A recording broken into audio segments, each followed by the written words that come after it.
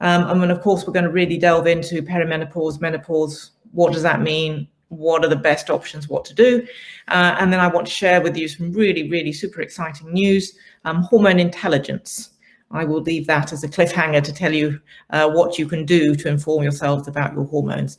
And then really round up with saying what is the best personalized approach for your hormone health.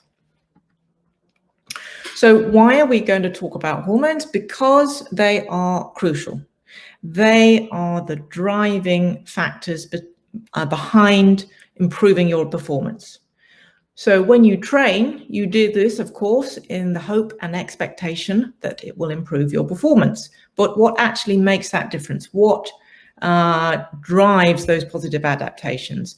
And the answer is your internal chemical messengers called hormones. And you can see from this diagram, hormones play an important part driving the adaptation across a range of systems in your body. Lots of physical systems, of course, in terms of your bone health, your body composition, your muscle, how they perform, your metabolism, cardiovascular fitness, but also importantly, the mental side of things.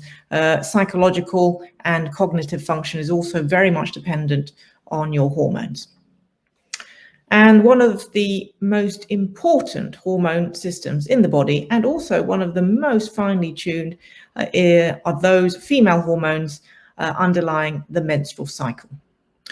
So menstrual cycles, just to really emphasize that this is a fundamental physiological process that occurs in all women, regardless of how much exercise they're doing.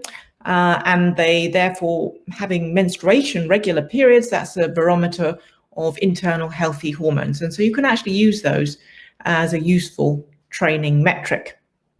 And of course, they're vital, these hormone fluctuations, to drive those positive adaptations.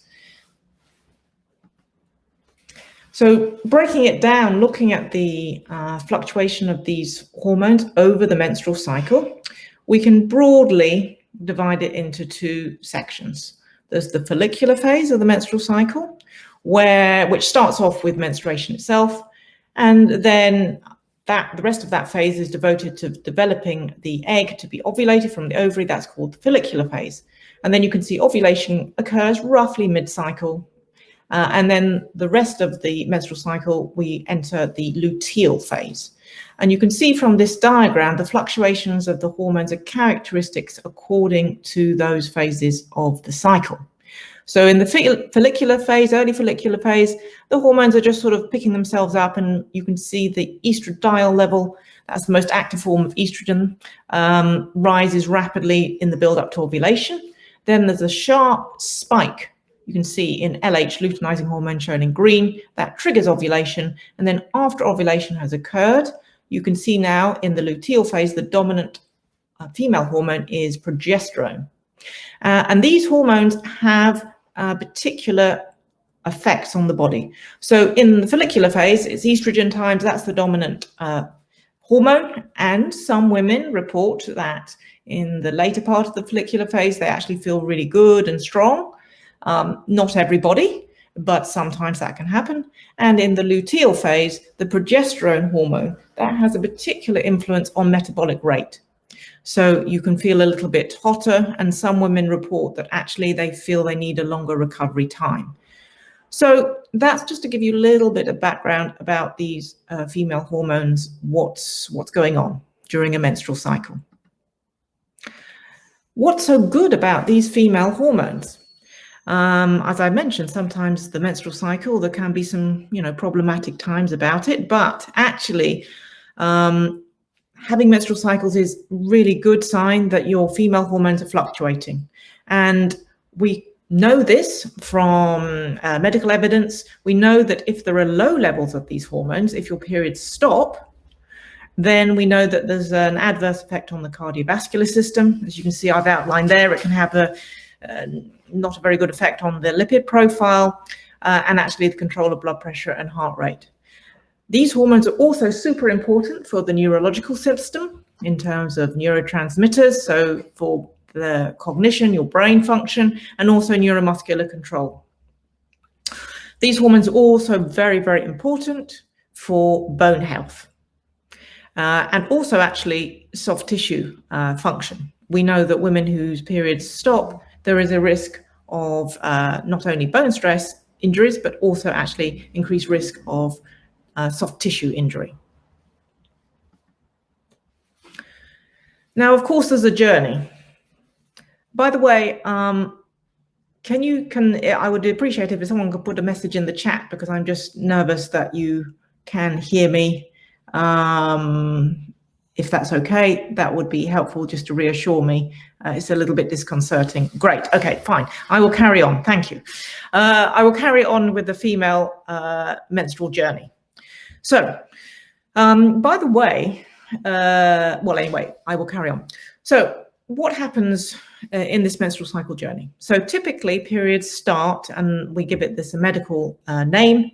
We say menarche. So the age when your periods start, average age is 12 years, but there can be variations on the theme, sometimes earlier, sometimes later. But ultimately, if periods haven't started by the age of 16, we call this primary amenorrhea, and that needs investigation. Then once your periods have started, you will have, or should have, hopefully regular menstrual cycles up to menopause, okay? And these cycles, although I'm showing in this diagram below, a sort of a textbook 28-day cycle, actually there's a lot, again, there's individual variation, and anything from 22 days to 35 days is entirely normal. However, if menstrual cycles and periods stop for 6 months or more, we call that secondary amenorrhea. Amenorrhea means lack of menstruation. And also, if you have very few menstrual cycles, less than 9 per year, again, we give this a medical word, we say oligomenorrhea. Now, and then going through the menstrual cycle journey, then we arrive at menopause. Menopause is when the periods stop. And the average age is 51 years. However, again, variations on the theme could be anything from the age of 45 to 55. And typically we call that, that is characterized by no periods for 12 months. But what I've written there, of course, it's not just a smooth journey. There are transition phases, and we're going to really focus on the transition phase of perimenopause. So that's the transition from having regular cycles to them becoming a little bit changeable and to them stopping. And that is just a full stop, by the way, and then we go on to the next sentence, which I'll come to.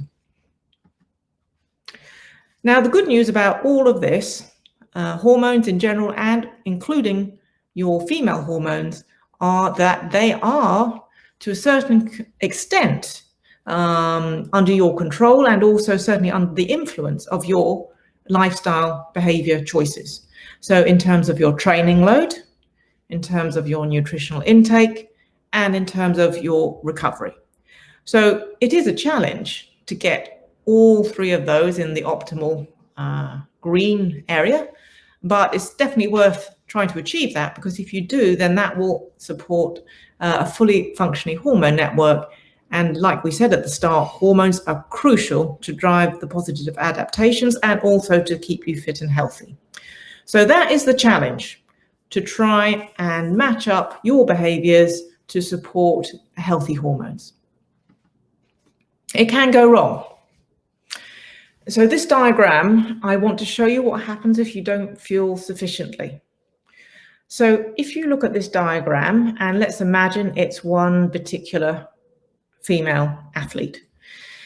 You can see she's looking very happy in the central panel. She's got a smile on her face. Everything is happy. This is because she's taking in a certain amount of energy through her food, and this is providing her with sufficient energy to cover the energy demand from training. That's shown in the blue bit.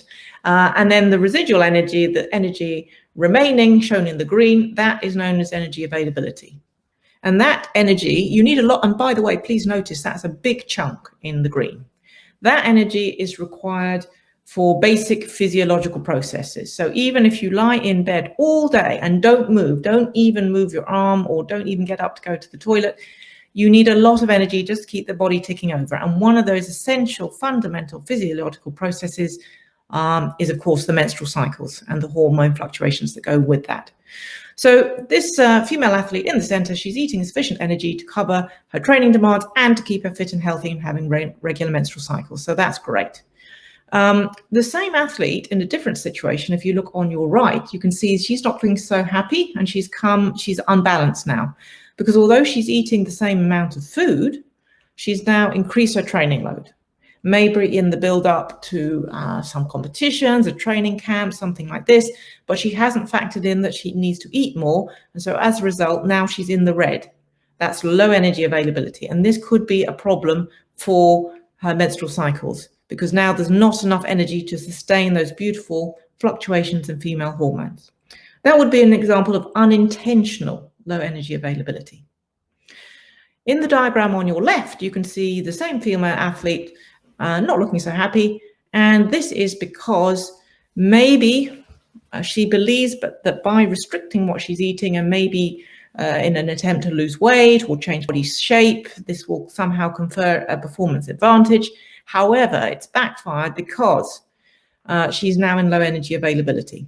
So this means that her health will suffer, and specifically her menstrual cycles can become derailed. So that would be an example of intentional low energy availability. I mean, why does this matter so much? And it was first described in the female athlete triad, where they found that female runners doing a very high mileage per week who were in low energy availability, they tended to be the ones who had disrupted menstrual cycles, amenorrhea, if you remember, that's lack of menstrual cycles for 6 months or more, and also not such good bone health. Osteoporosis, I think, is probably a word you will have heard of, brittle bone disease, where the bones are very, very fragile and can fracture very easily. But you can see this triangle underneath. This shows how this triad is a clinical spectrum. So in green, we can see that if you're in sufficient energy availability, by the way, I'm taking a note of all the questions, so we will go through them, okay? So keep typing them in, and I think we will come to this. If you're in optimal energy availability, you will have regular cycles and good bone health. But right at the other end of the spectrum, if you're in very low energy availability, periods will stop and you will be likely or at risk of getting osteoporosis, okay? The type of amenorrhea here is called functional hypothalamic amenorrhea because the whole system shut down from the top to conserve energy. And it's quite a common thing, not to say this is a good thing, but as you can see, that study found that quite a lot of athletes can be prone to variations on the theme disruption of their menstrual cycles if they are not fueling sufficiently. We now describe this, we appreciate that it's not just menstrual cycles and bone health that can suffer, it can be other systems in the body, and also male athletes as well.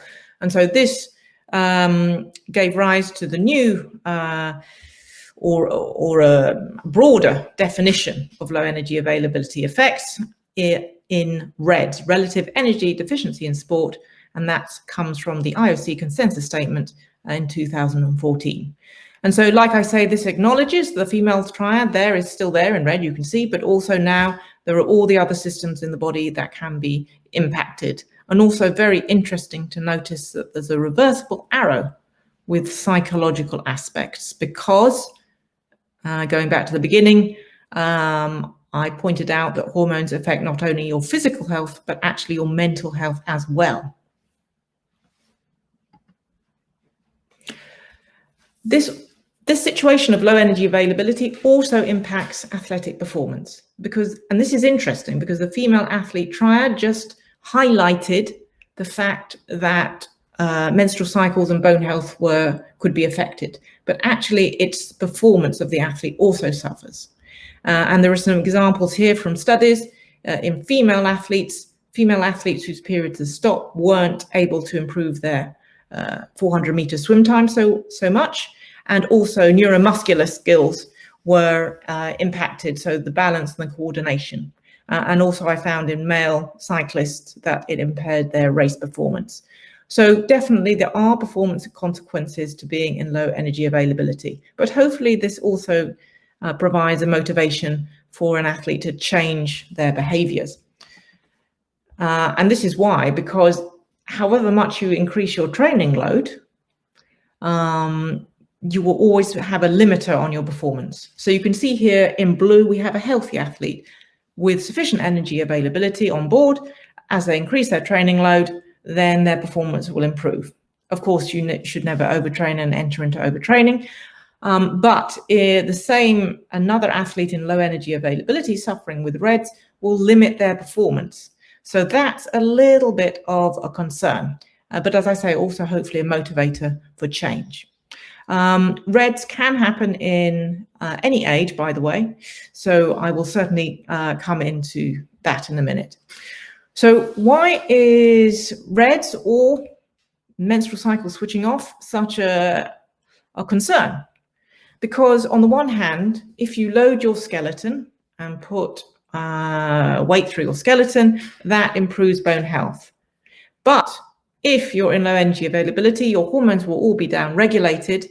So the net effect actually is that your bone health certainly won't improve, and actually it will go down. And not only the bone mineral density, the strength of the bone, but actually the microarchitecture, the fine trabeculae you can see in this diagram here at the top. You can see a normal bone. It does have holes in it because that makes it a very effective mechanical tissue. So it's not too heavy. But you can see on the right, there are bones with lots of holes in, like Edam cheese, and that's an osteoporotic bone. And you can imagine that if you put stress through that, that's going to fracture very easily.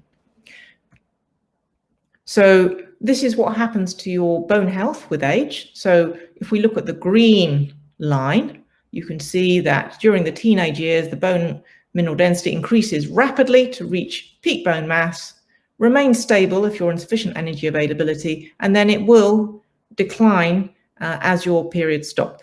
But if you're in low energy availability, you're never going to be able to reach your peak, and so you're going to be at risk of fracture at a much younger age.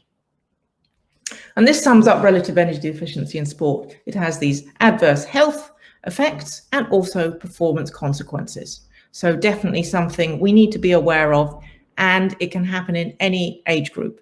So yes, there are the young athletes, but also I've seen actually some perimenopausal and menopausal women, and we'll come on to how to distinguish what's going on there, because it makes it very, very tricky. So what to look out for REDS? Of course, eating patterns, avoiding food, but it has consequences on your mood and your sleep. There can be an initial weight loss, but then the weight might stabilize because the body compensates and tries to save energy. In young athletes, it can affect growth and development. Of course, menstrual function, it can disrupt that. Increased risk of injuries and illness, and gastrointestinal issues.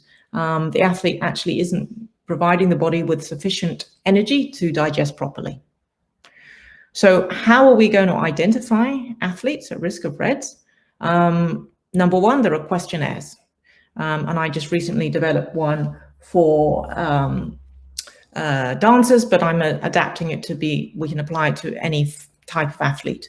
And very interestingly, there were a lot of psychological drivers, anxiety about weight and shape that came up from that. Certainly, menstrual cycle tracking is a very, very good starting point. So you can keep track and you can keep a log of what's happening with your cycles. Doesn't have to be fancy, certainly doesn't have to be expensive. I mean, I'm quite old, but certainly, you know, the good old-fashioned pen and paper wouldn't go amiss. But really, what we really would much prefer to do would be to pick up the warning signs before periods actually stop. It's not like an on-off switch.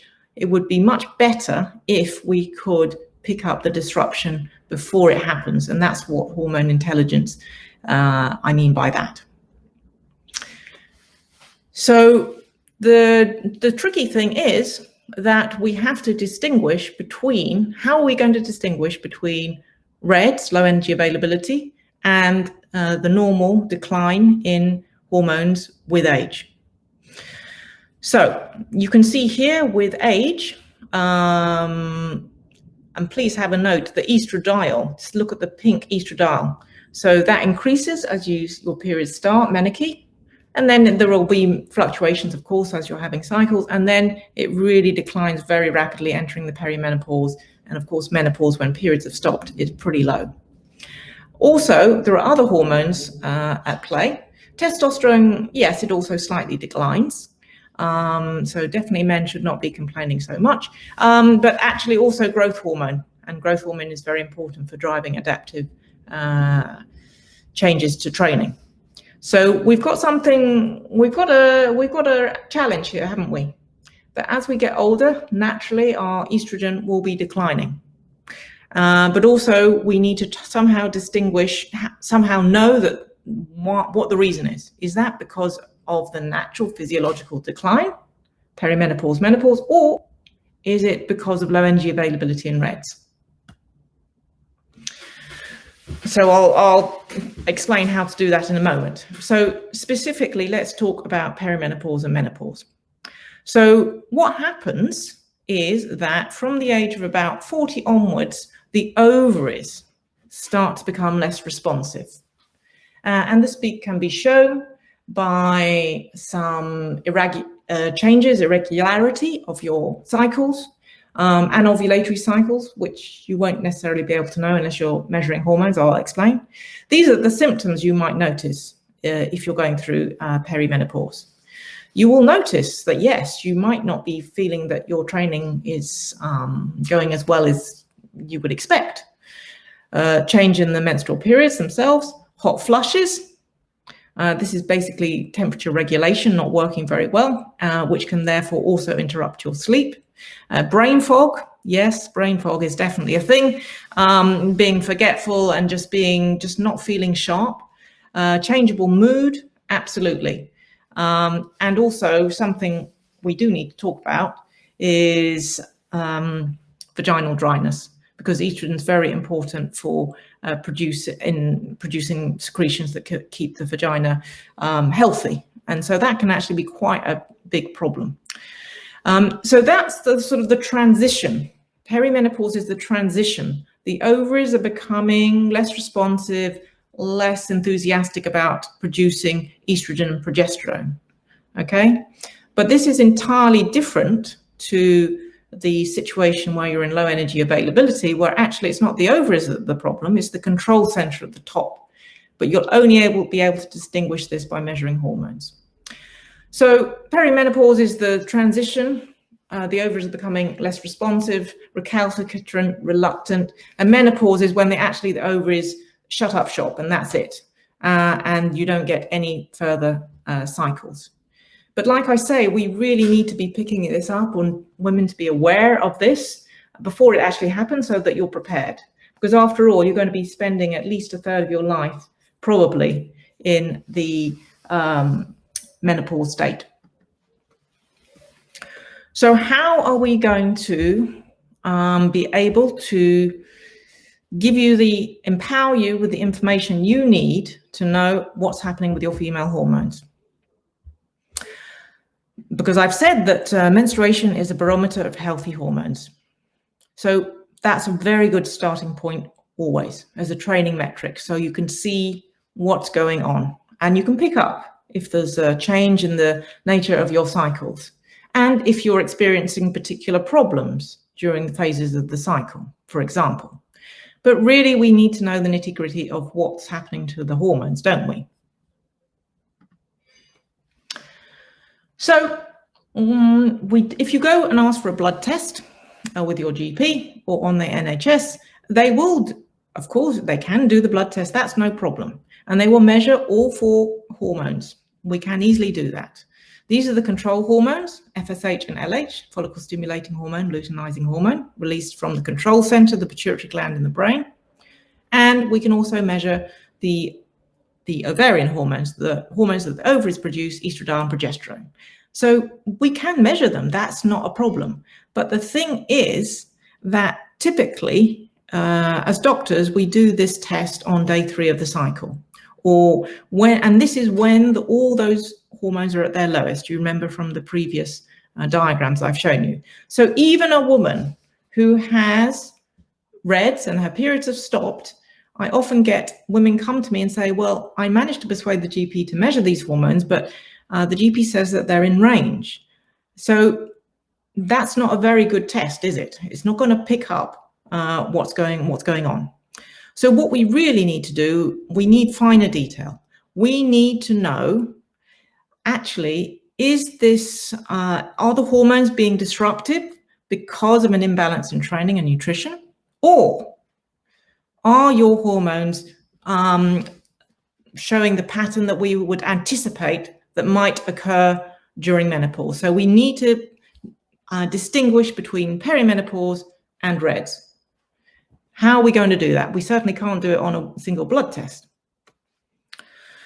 So there are some other ways we could do to use surrogate methods to identify what's happening to your hormones. There's temperature, ovulation thermometers, I think you're probably familiar with. So one can do that. So if you're ovulating, you can also measure in the urine. There are LH strips to detect ovulation. Saliva can measure estrogen and progesterone, but saliva cannot measure FSH and LH. And we absolutely need all 4 hormones. And the gold standard is to do a blood test. But on the other hand, we've got a problem here, because at the moment, if we only do it on day 3, we're not going to get much information. Now, I'm sure if I said to you, listen, I can tell you what your hormones are doing, all you have to do is do a blood test every single day of your cycle. I'm sure you would not like that. And anyway, it would be too expensive. So that's definitely not an option. So what are we going to do exactly? The good news is that I have developed a solution. And this involves using mathematical modeling. This is already being used. Every month I attend a webinar for doctors arranged by Cambridge University to tell us how we can personalize medicine, how we can use artificial intelligence, various statistical techniques, machine learning, Bayesian inference, and this empowers us to get the most amount of information from a small amount of data. We already have a lot of background knowledge. We know how the female hormones fluctuate. I've been showing you this graph many times now. We also know some information about the individual. The individual woman can tell us what's happening with their cycles. What's the length? Have they stopped? What's going on? She can tell us. She can also tell us how she's feeling, because after all, hormones influence how you feel. So there is a way of really getting the detail that you need.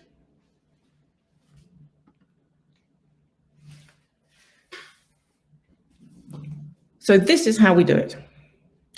We're going to take some information about your hormones. We're going to take what you're telling us about your cycle length and how you're feeling. And from that, we're going to be able to give you personalized advice what to do. So you can be proactive rather than reactive.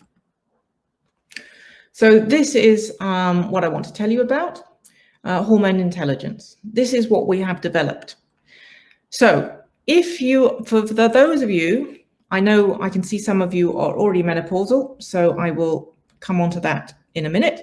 But if you are listening to this and you are younger and you're having periods, but they're becoming a bit erratic, and you're not sure whether it's because of low energy availability or because of perimenopause, this is the test for you. What you need to do is you need to provide us some information about you. Of course, how old you are, what your training load is, and what your cycle length is, so we can adjust the timescales accordingly. You then do only two, not every day.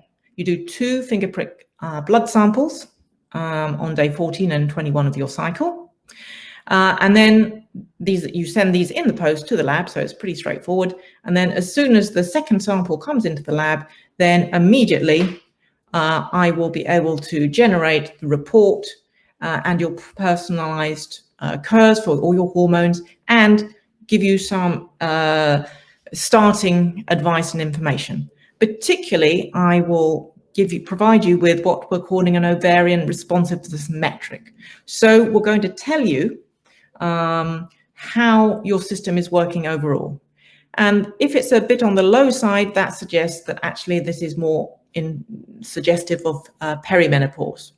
Okay, so we can now distinguish between what's going on. And also, once you've done that test, then you can book in and have a personal in-depth discussion with me to see what's going on. So I can see all the questions coming in, but I'm going to finish my bit because some of them might be answered, and also then don't worry, I will try and get around to everything that you're asking, okay? But I'm just trying to get on with this for the minute, so we just have all the background there. So the summary of hormone intelligence and personalizing it for you is this: that by doing this test, which, by the way, I've already been using in clinical practice, and it's been proving very useful. If you're an athlete and low energy availability, I will be able to detect that from your hormones, and I will be able to hopefully give you advice, get in there quickly and give you advice to prevent you going into full reds. Reds are those adverse clinical consequences in terms of your health, bone stress injuries, and performance. Equally, I'm also finding this very useful in athletes who are recovering from low energy availability. I see a lot of athletes whose periods have stopped because they're not fueling sufficiently, and supporting them in getting their periods to restart. This type of personalized hormone intelligence is really, really helpful for me and the athletes, because I know athletes love data. So then we can look at the data and say, yes, this is looking really good. Your cycles, your hormones are now responding, fluctuating as we would expect, and you're now ovulating. So that's great. So this is very, very important for that group of athletes. It's also very important if you're an athlete in your 40s, wondering, is this perimenopause? At the moment, NICE guidelines say don't do a blood test. Quite rightly, because it's an intermittent fault with the ovaries. And of course, doing it on day 3, like I've said to you already, it gives very, very limited information. So unless it's absolutely out of range, it's not going to really tell us much. But by doing this test, you will be able to get far more information.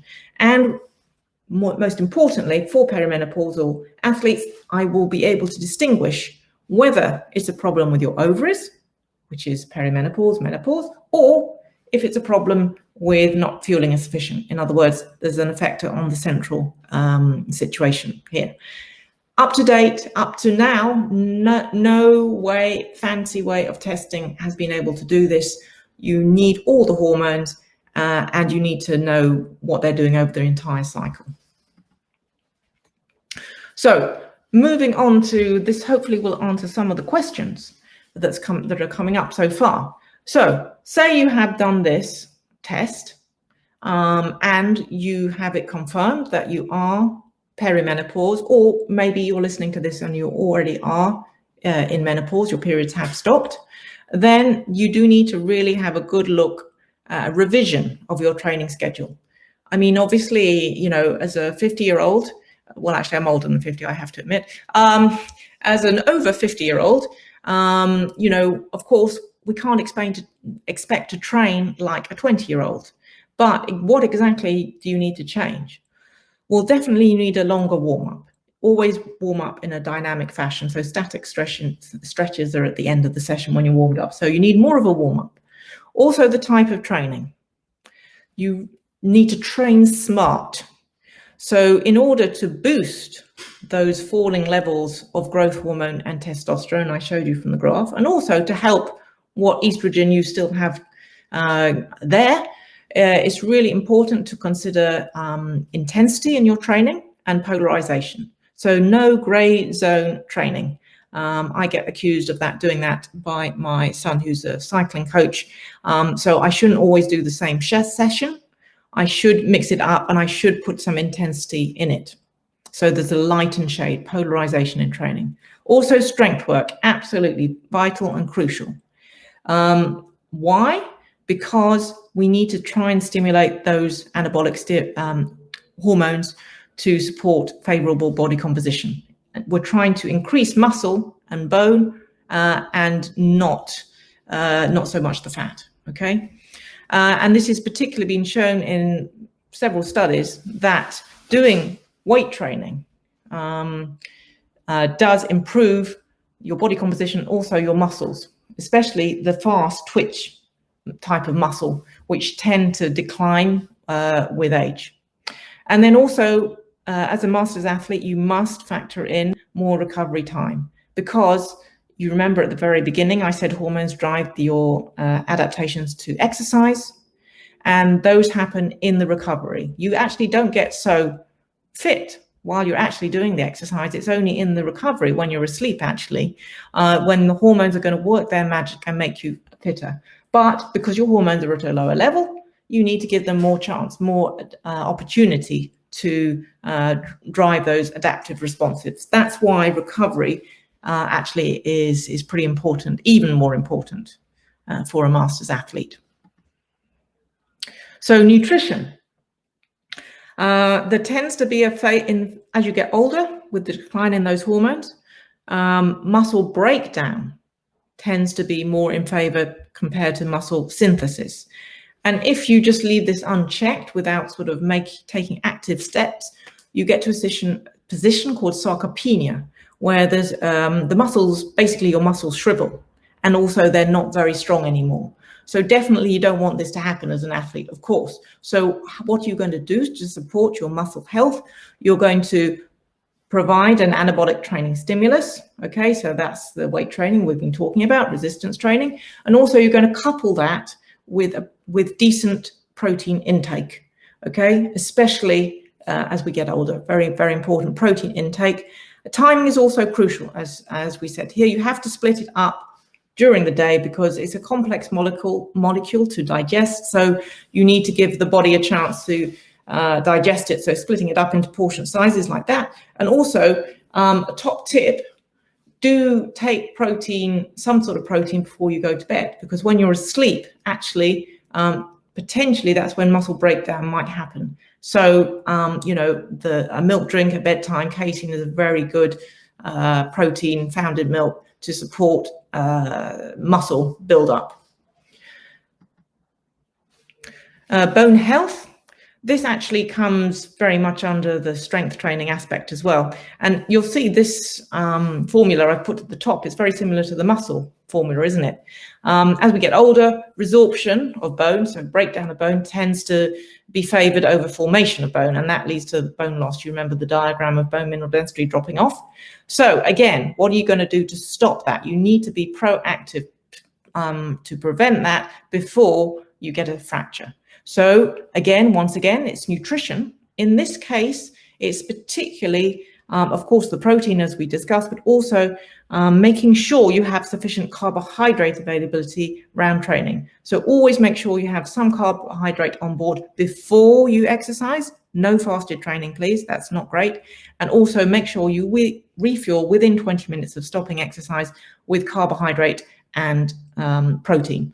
Banana milkshake is ideal in that situation. Also, you need to provide the stimulus for the bone health, so multi-directional loading. So by that, I mean changing direction. So certainly strength training is very good, but also in our cycling study, we found that actually doing hops, changing direction, or jumps, changing direction is really, really good, because running tends to be all in one plane, one direction. So you need to be changing direction.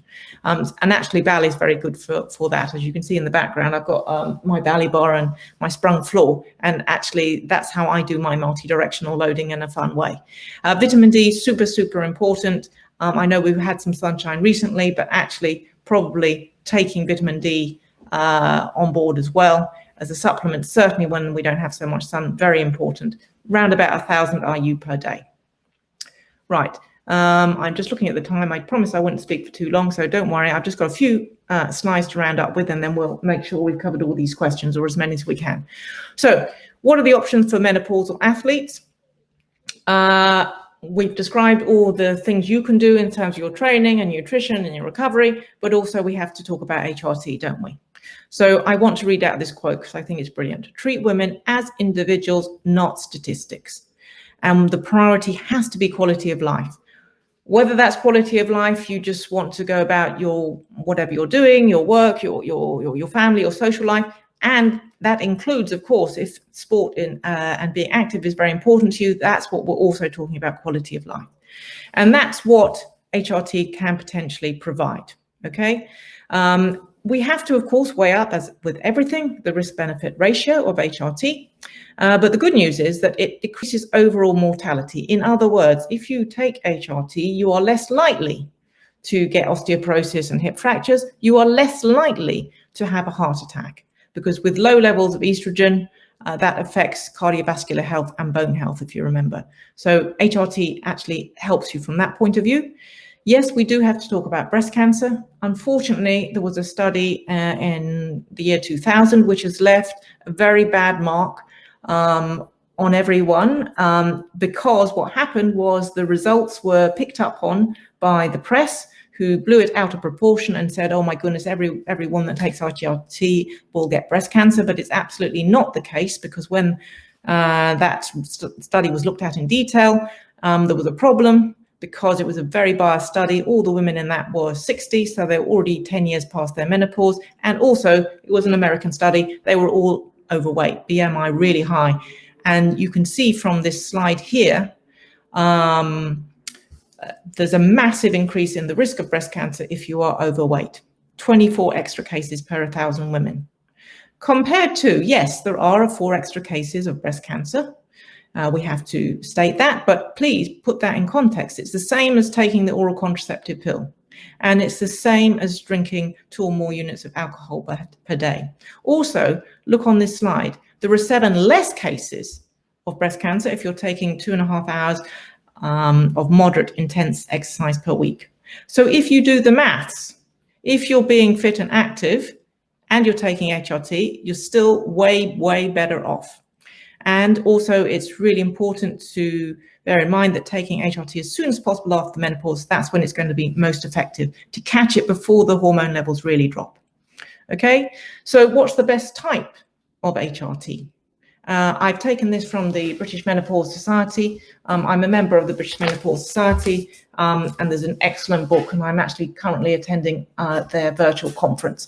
So this is hot off the press, and please refer to that website if you want full details.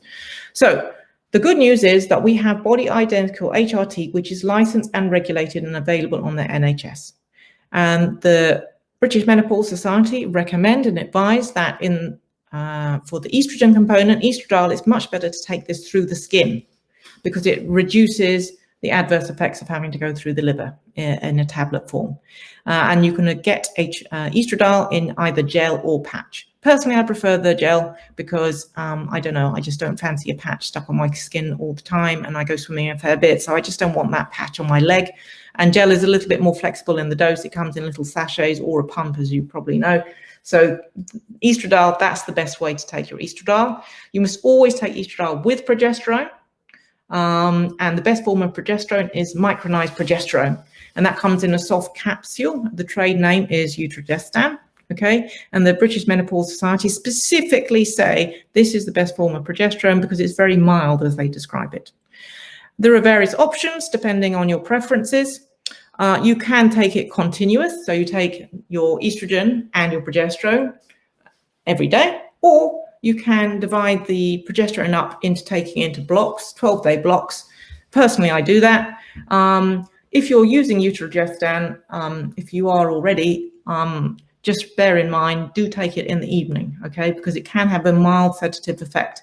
It does actually say on the packet, take it on an empty stomach. I advise you don't do that. I did that one day before having dinner, and actually I really wanted to go to sleep. So if you're using Utrogestan, I just put it beside the bed, and you can just have it last thing at night, either daily there or in blocks.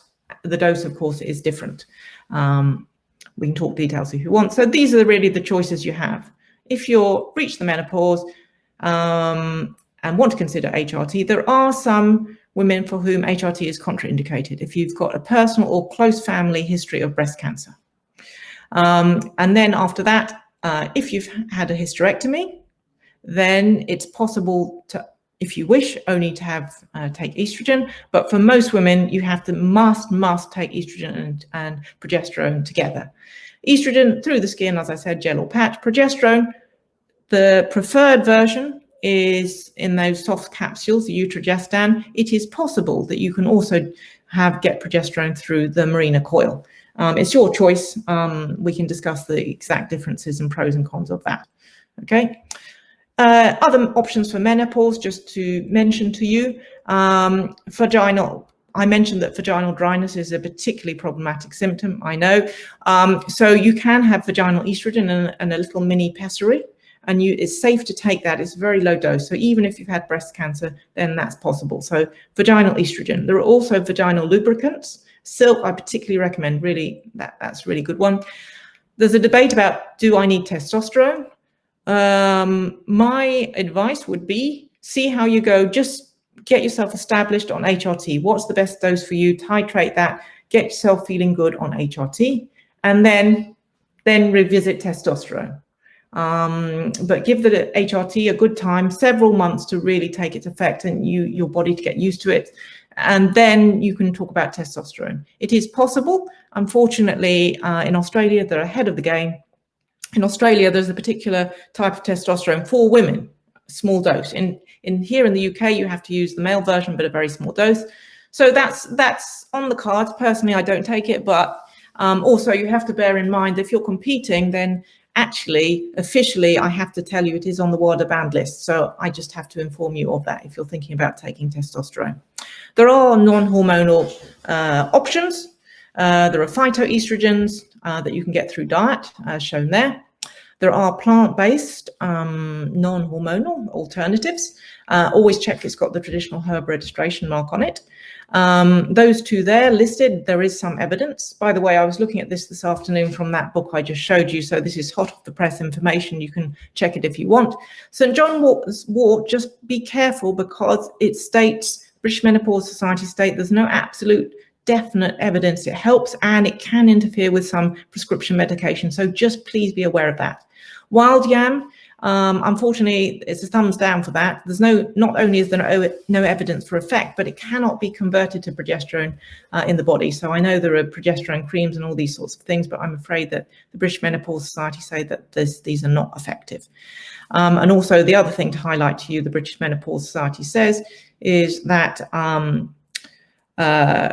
that bioidenticals, you may have heard that name, they absolutely have issued a statement, and I'm just quoting what they say, so it's not my opinion. They say they strongly advise against it because these bioidenticals are not regulated and not licensed, and also hellishly expensive.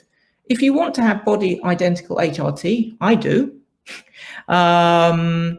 then of course, why wouldn't you? You want to give your body the same hormones that it's been used to. So then you can get that on the NHS. And also I can definitely help you if you're having problems getting it from your GP. Get in touch. I can coach you what to say to your GP, so they will prescribe you what you want and what you need. Okay. Just to round up then, and then we'll have a tackle of these questions. So I hope I've convinced you why hormones are so important and so fascinating, by the way, especially female hormones. They're so amazing, such an amazing system in the body. I've told you about relative energy deficiency in sport. Not fueling sufficiently can have an adverse effect on your hormones, especially female hormones. Also, perimenopause and menopause, that's when the ovaries start to not work so well. We've discussed what are the problems with that, how to address that, HRT. I've told you about the new exciting test. If you're still having some periods, but you're in a dilemma, you're not sure if you got REDS or you're perimenopause, or you just want to know more, then please do the new test, because we need a personalized approach for hormone health. So last few slides, and then I'll have a look at this. So this is the test. It's called female hormone mapping, and you can get it on Fourth Edge, or if you can see my website there, please have a look on my website. I've also got a link to how you can order that if you want to do that. And also, of course, there's my email there. and if you want to get in touch for that. Whether you want to book an appointment just to talk to me anyway, or you want to book an appointment to discuss your results from this, either way. Also, I've made some courses, if you're interested in that, which are endorsed by the British Association of Sports and Exercise Medicine. And also, this is the website for REDS, a website I wrote for BASEM, so you can get more information on that. So yeah, I'm going to go through the questions now, but if you haven't already, please take a note. Giuseppe's doing an amazing job. I'm sure you'll agree, sending out his newsletters and updates and things like this. So, keep up to speed with what information he's sending out. Also, my website there, and that's my email. Right. So now,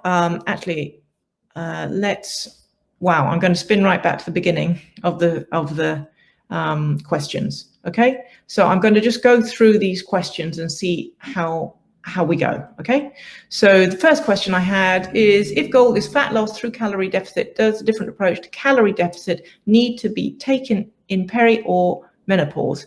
Yes, well, just be very, very careful. Fat loss, yes, of course, I understand, but just be very, very careful to do that in a really good way. Because it's easy to tip the scale over into energy deficit, and particularly carbohydrate deficit, and actually that could backfire. So you just have to be careful about that and look on the other side of the equation, energy expenditure. Maybe if you do more strength and conditioning work, strength work actually is very, very metabolically demanding. So matching it up like that. And certainly you should be doing strength work anyway. Like we said, if you're in, you should be doing strength work full stop, but especially with an emphasis on that in perimenopause and menopause. So actually that will help if that's your goal. Very short, the question is, are very short periods a sign of insufficient fueling? A light period, so a very short period, like only 1 day or 2 days or something. Yes, that could be an indicator that estrogen levels are low.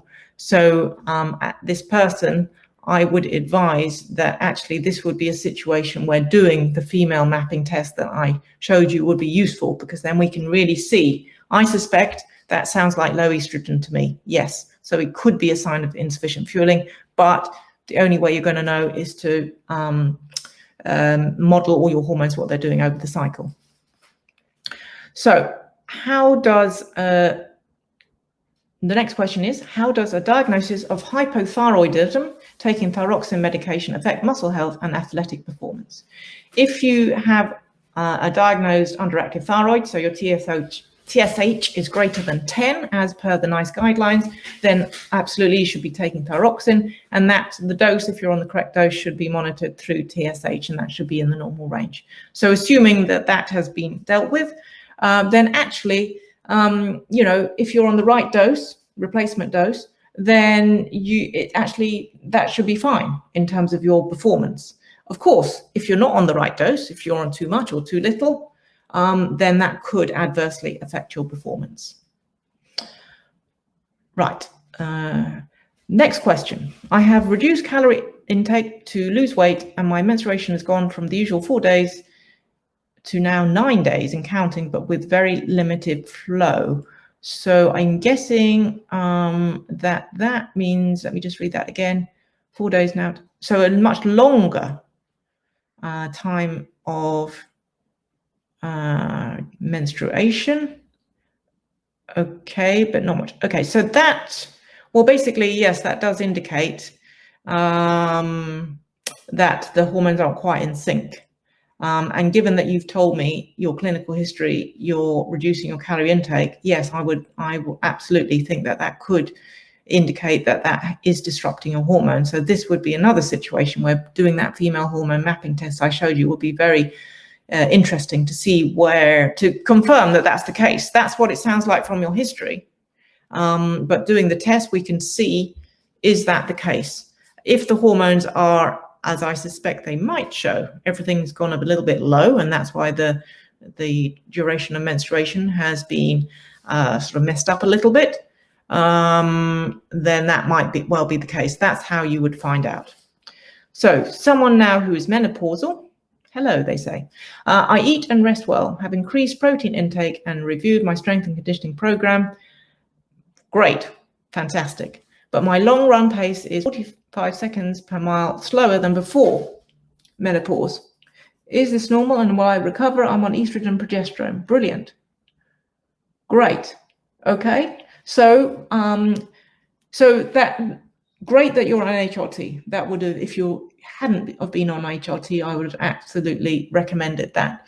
By the way, just make sure that it's the HRT I've mentioned. Okay. So that would be the first thing. Do you say how long you've been on HRT for? So I think also if you're recently on HRT, you do have to give it a little bit of a chance. You have to give it at least several months to make sure it's okay. Yes, you could think about testosterone. That certainly would be an idea. So yeah, in response to that, yes, maybe look at the testosterone, but also depends on how long you've been on the HRT. You might need that to give that a chance. And also no harm checking other things. Are you taking a vitamin D, by the way? If you haven't had a thyroid test recently, definitely do that, because as we get older, you're more likely for your thyroid gland to downregulate. And so a good idea to look at other factors as well. Check vitamin D, check thyroid for Kathy, okay? How low is low? I'm not sure who that, what was that for? Was that for a hormone? So the thing is about hormones, the day 3 hormones, even someone who isn't having periods, ironically, their hormones on day 3 can still be in range, but just low end of the range. The only situation where they will be out of range, really, really low, is if you're on the combined oral contraceptive pill. That absolutely knocks everything on the head. So I hope that answers that, Suzanne. Right, we have a question now. You say that periods are a good barometer of hormone health. Yes. How do postmenopausal assess hormone health? I think hopefully I've assessed that, answered that rather. Yes, you can't use the menstrual cycles anymore, of course, because they've stopped. But if you want to check on other hormones, like thyroid function, I would suggest you do that. And also if you haven't got any contraindications and you're postmenopausal, please, and if you're not already, HRT. During the menopause, does HRT help with athletics performance? Yes, it's a short answer to that. Partly directly, because estrogen and progesterone are very important. Guess what? For bone health, for cardiovascular health, for neuromuscular control and cognitive function. So yes, in their own right, but also it helps with the symptoms so that you're not getting hot flushes which disturb your sleep. You're not getting brain fog and all that. So yes, HRT absolutely helps both directly and indirectly. Right. Someone who is on the combined pill for the moment, and when you're on it, performance goes down on the week. Hold on a second, let me just read that. Someone who is on the combined oral contraceptive pill, when I'm taking it on it, my athletic performance goes down, right? On the week I'm not on it, it seems better. Yes, well, that is not a surprise to me at all. Because the combined oral contraceptive pill, if I showed you the graph for what your hormones look like on the combined oral contraceptive pill, they would be low, everything low, really low, out of range low. So that's probably why you don't feel so good when you're taking it. I've got nothing against the combined oral contraceptive pill. We use it in medical situations, someone who's got very bad endometriosis or PCOS. The combined oral contraceptive pill is a very good choice because it does suppress all the hormones very, very low. But please be aware that this might also, in not all women, but in some women, and it sounds like you, the person that asked this question, it might be affecting you. So I would suggest you consider a different form of contraception if it's affecting your performance.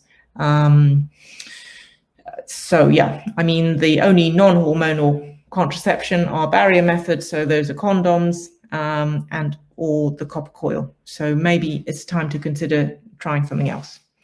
Okay. Right, so someone's just making a comment about perimenopause. Yes, there's all sorts of, your periods can become affected in many ways, okay, if you're in the perimenopause. They can be very spread out. They can be very pushed together. You can have a very heavy bleed because you haven't maybe ovulated. You could have a very light bleed, again, because you haven't ovulated. So anything that is a change in your menstrual cycle length or flow could be, if you're in your 40s, could be indicative of perimenopause. Okay, right. Someone, this is an interesting question. Someone who's got the Mirena coil, so they're not sure if they're menopausal or not. Yeah, that is tricky, and I've come across that in some athletes. So what I do, we have no option but to just do the sort of bog standard blood tests, because if you are menopausal and you're on the Mirena, your FSH and LH will be really high. Okay, so we can't do, I'm afraid, the hormone intelligence thing I showed you, but I would suggest you'd get that done, and then you'll be able to know. Someone who started HRT 2 months ago, endurance levels worse on HRT. Well, listen, it's only 2 months ago, so give it a chance. Okay, would be my advice. You need your body to get used to it, and also you need to titrate your dose. The dose of HRT is you titrate it. It's flexible, so you need to, of course, discuss that with your doctor. We always start women on the lowest possible dose of HRT. It might be that it has to be slightly modified. Okay, so that is for the person that's been on HRT for just 2 months. All right. Okay. Yes, I know people are saying they're disappointed about HRT. Listen, be fair, it's not a wonder drug, but it's certainly better than nothing. Okay, so, but it's very, very individual. You have to, number one, I would, if you're still disappointed in like 8 months or 9 months, then sure, maybe get your thyroid tested. I did, because I wondered if it was fatigue from that. Okay, and actually, I just did a touch more increase in my estrogen dose for a while, and actually it felt so. So please stick with it, and you have to adjust and see what's going on. Can heavy weightlifting and sprinting counter the hormonal deficits in menopause so that HRT is not needed? Certainly, it will definitely be better than not, but you can't correct hormone, you can't correct estrogen levels just by doing other stuff alone. So it's your choice, of course, HRT, no one's forcing you. But yeah, realistically, I have to say that you can't do it other ways, I don't think. Right, next question. I've been perimenopause for 3 years or so. Still have regular periods. My main symptoms, fluctuating levels of activity, of energy, joint, muscle aches and pains. Yes. When is it time to state HRT? Very good question, this. Actually, the Menopause Society says that we should be doing more on symptoms than blood tests. So, well, first of all, for this person, I would suggest that why don't you do the hormone intelligence test that I described? I'll flick back to that. Okay, this one. Why don't you do that? If that confirms also that you really are, the hormones are showing the pattern we would anticipate with perimenopause, then, and you're getting all those symptoms, then absolutely that would be an indication to start HRT. Right, next question. How do the hormone changes in menopause affect the neural capacity required for sprinting? Yes, very good question, and I'm afraid it does, because you remember I mentioned that estrogen is very, very important for neuromuscular control. That was a study specifically on reaction time. So, so listen, I'm afraid that's the way it is. If you're not on HRT, then obviously considering that, but you can do something in terms of the strength training. You remember it improves the type 2 muscle fibers. I agree it's not the neuronal connections, but nevertheless, it's the neuromuscular control. So that would be my advice there. Could you come off HRT and then do the hormone mapping? Yes, you could if you wanted to.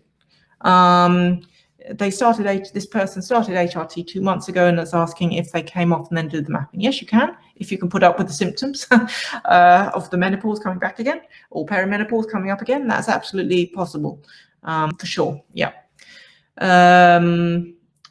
postmenopause for 4 years. What about starting HRT then?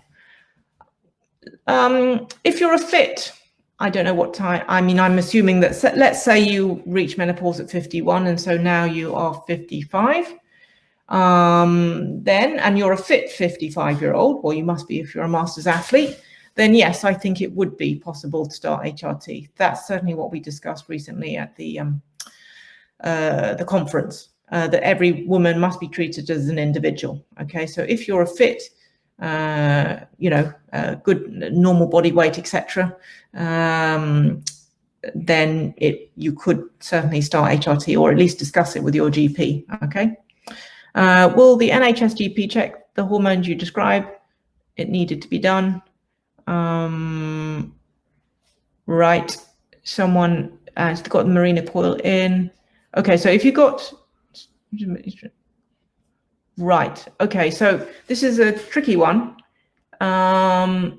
Someone who has got the Mirena coil in, yep, and is taking estrogen gel, so that's great. Right. Okay. So, yes, I agree with the GP that would be, and also it depends how long that Mirena coil's been in there. I think they have to be changed every 4 years or something. So maybe it's wearing out, as it were. And by the way, when you have your Mirena coil out, I would really advise you change to the Utrogestan progesterone that I described, because that's much better, and it's easier to titrate the dose with that. Once the Mirena coil's in, that's it. You have no control over its release, you see. So I would definitely say that would be something. And also I would say get your thyroid function test, just to see if there's something else going on. Okay. Right. Yes, I'm afraid there's a question asking about the hormone mapping and being on the contraceptive pill. I'm afraid you can't do it if you're on hormonal contraception, because the hormonal contraceptive pill, I can tell you now what it will show. It will show everything flatlined. So yes, we need your own hormones to do that. Question here: if you have troublesome symptoms related to the menopause, then speak to your GP. Oh, is that a question? Absolutely, sure. Please, yes, of course, speak to your GP. But you know, at the moment, there's a lot of debate and discussion, which the British Menopause Society were encouraging, that all GPs, are more au fait with the menopause, etc. So for sure, but some GPs are excellent. Mine was actually. So please, yes, of course, your GP, or if you're having trouble, then get in contact with me. Right. So someone who's got many symptoms of the perimenopause, much longer to recover from sprint races. Exactly. Quite. So asking if HRT would help. Well, yes. I mean, listen, haven't got shares in an HRT company, I just want to say. But honestly, having listened to the Vice President of the Royal College of Obstetrics and Gynecology, how passionate she is about improving the quality of life for menopausal women. And also, I know it's just myself, I know I'm only just one woman amongst many, but also, the difference it's made to me. I really would say you've got nothing to lose. If you've got no contraindications for HRT, you try it, but give it a fair shot, give it several months, and then it's your choice. Is this working for me? Is this helping? But it would be annoying to wonder, oh, would it have made a difference? Could it have made a difference? The only way to do it is to find out. So how many times a week should you be doing strength training? I would say ideally 3 times a week. Okay. I had someone who's had to come off the pill for perimenopause testing, currently in the mid-30s, strong history of premature, right, okay, right, yep, absolutely. If it's possible, of course, I've been saying, oh, it's from 40 onwards that you enter perimenopause, but yes, we must be absolutely alert. It can happen sooner. Anyone who experiences the menopause before 45, that is called premature ovarian insufficiency, and absolutely that woman definitely needs to receive HRT prompto, because they're going to be without estrogen for much longer than would happen if you reach menopause later. Okay, so in answer to this person, please, yes, absolutely, come off the pill, and then for sure come and do the female hormone mapping, and then we can see what's going on with your hormones. If there's any indication that there's an ovarian problem, then yeah, we'd be able to spot that quickly, especially with the family history. There is a genetic element to what age you reach menopause, okay? So, and the management is very, very prompt treatment, again, in this excellent guideline, and it's an excellent society. We are, encouraged to really be on this quickly for women who reach menopause early, okay? Right. They have a website, by the way, the British Menopause Society, and actually my own website. I post a lot of stuff on there, a lot of blogs. So it's got the information there as well. Someone who's on HRT mapping, no, I'm afraid that the mapping test is only if you're not on any external hormones, whether that's contraception or HRT, I'm afraid. Okay, so it only works for that. Someone who's postmenopause, not on HRT, sweat badly at night. Yes, you will be losing minerals, so absolutely. Magnesium will help from that point of view, but the main thing is the sweating. So I'm presuming you don't want to be on HRT, but that obviously would be helpful for the hot flushes. But yeah, taking magnesium and having putting an electrotab in your water would definitely help, so you don't lose electrolytes through the sweating. Okay. Someone who's on HRT, estradiol transdermal, music to my ears. Progesterone affects me very badly, orally or vaginally. Okay. Not fully. Yes, exactly. So progesterone, right? I'm presuming this person who says they don't react very well to the progesterone. I'm assuming that you have tried the utrogestan. I'm talking about the micronized progesterone, and also make sure you were taking it last thing at night, not on the empty stomach, because that will wipe you out. I know. Okay, so that would be my advice. On that, the cream progesterone, no, it's not effective, not absorbed. So I stick with it with the micronized progesterone, and just maybe get in touch with this person if you want to, okay? Because I'm just trying to get through all these questions. How do you periodize training with hormone cycle when you don't have a regular cycle? Perimenopause, yeah, okay, that is, well, it's tricky, isn't it? So you just have to do the best you can, all right? And also you have to be really super flexible. I know it's nice to have a schedule, right? This is going to be an easy week. This is going to be a harder week. This is when my cycle is. Yes, but you just have to be even more flexible than normal. And actually, if you wake up and you're not feeling great, then fine, the schedule has to be modified. So that's the best advice I can give you. Okay. A 52-year-old, the doctor said, I still need to take contraception. It's gave me the progesterone-only pill and estrogen now. Do you think that's a good combination? Progesterone-only pill. Well, listen, I'm just trying to think of this question, answer this question properly. It's true, HRT is not contraceptive. So yes, you would have to use barrier methods, but it's unusual to give the progesterone-only pill. It should be utrogestan, micronized progesterone. So estrogen gel, hooray, tick. So for the contraception, you need to use barrier methods, okay? Condoms, in other words, just for the time being. Eventually, when we know that you absolutely are in menopause, no ovulation, ovaries stopped, then actually you don't have to worry so much about that. Right, so here we are. Hold on, I've got a question here. I have recently restarted rather thin 63-year-old. Can you start over 10 years after menopause? Oh, this is HRT. Well, that would be a tricky one. I think that if the British Menopause Society advised that every woman should be treated individually, like I say, and actually you should probably go and have a chat with your GP. If you are 63 and you still want to have HRT and you are fit, then it would be one of those individual discussions with your GP, and your GP may well say they want to ask the advice of someone who is working with the British Menopause Society. So absolutely, why not discuss it at least? Oh, sorry. Yes, so that was answer to that question. Okay, so we have now here, right. Someone who says they're nearly 56, HRT patch, changed my quality of life. What happens next if you say menopause should end at 55? Oh, well, listen.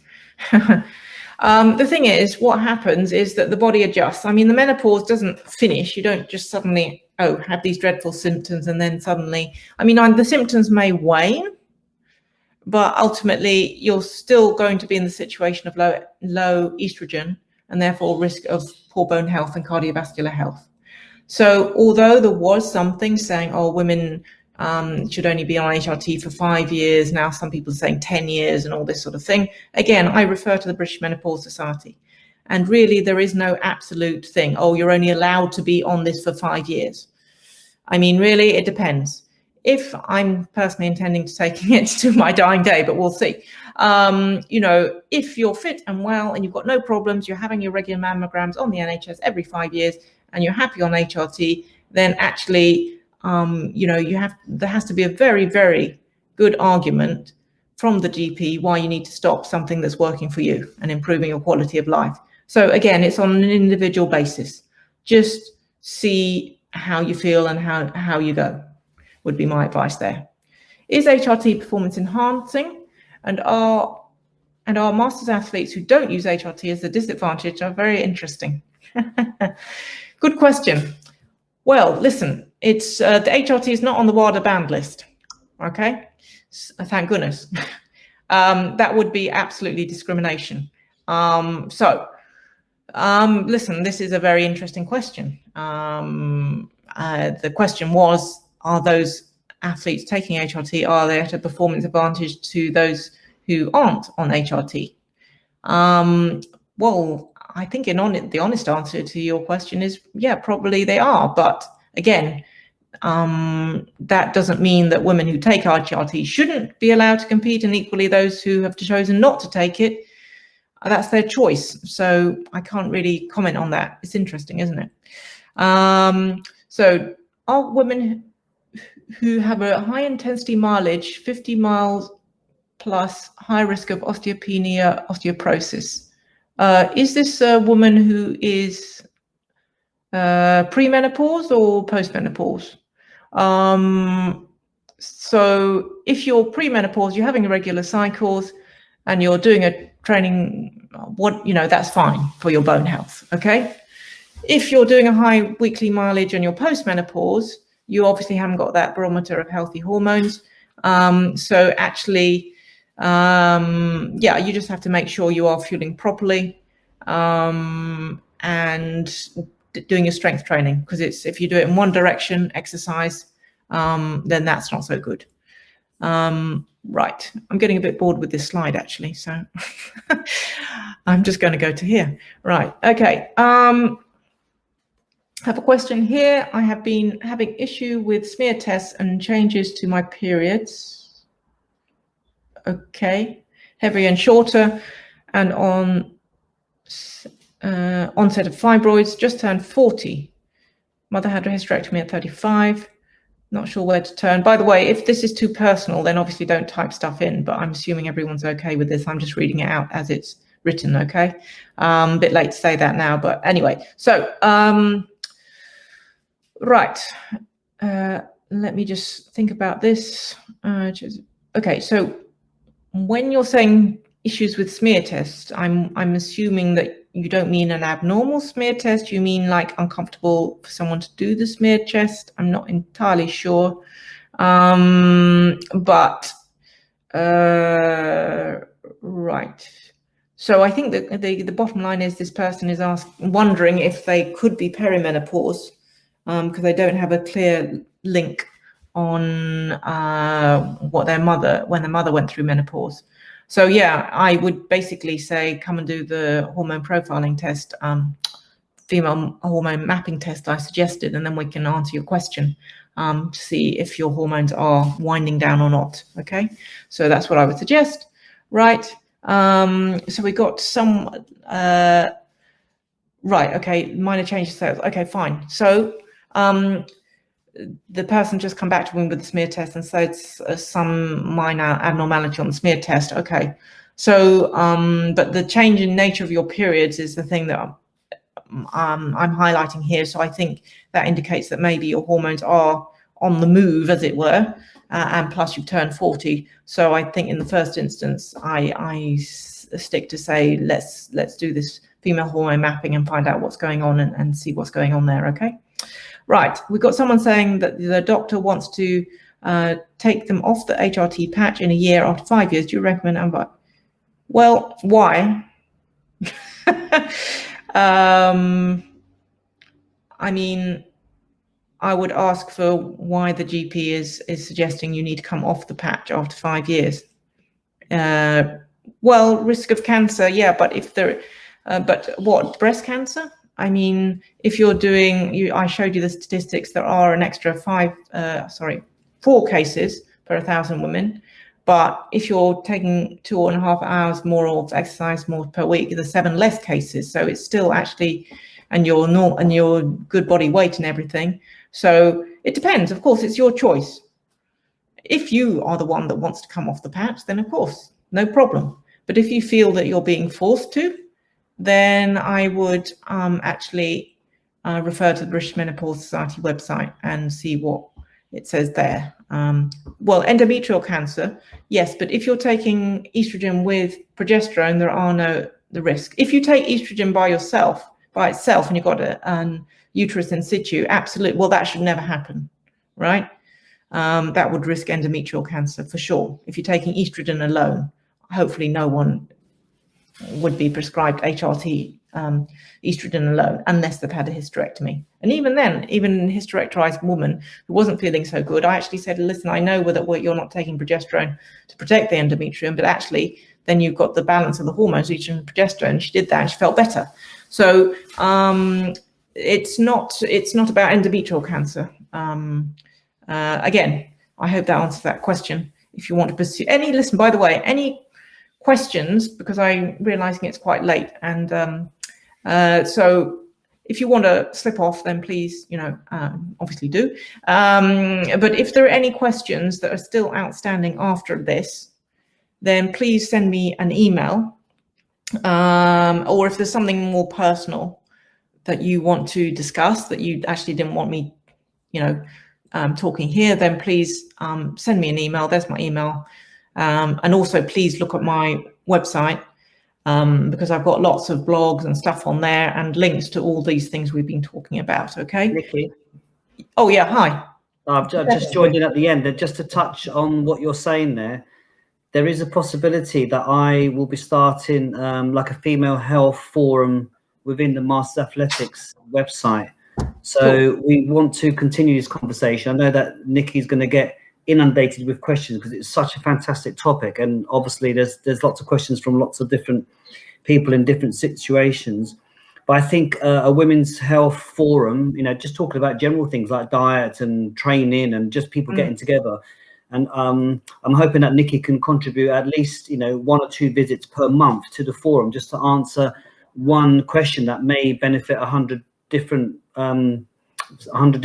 So by all means, Nicky is very willing to talk to you one-to-one, but we don't want to inundate. No, that's actually, thank you, Giuseppe, for bailing me out. And actually, I'm sorry, because it's been late and I'm getting tired, and I forgot that we had actually discussed that. So I do thank you for highlighting that. Yes, I think that's a much better idea, Giuseppe. Of course, if you've got a really personal thing you want to ask me about, then of course, please do email me and have a look at my website. But as Giuseppe says, having this forum, that's a brilliant idea, so we can put everything in one place.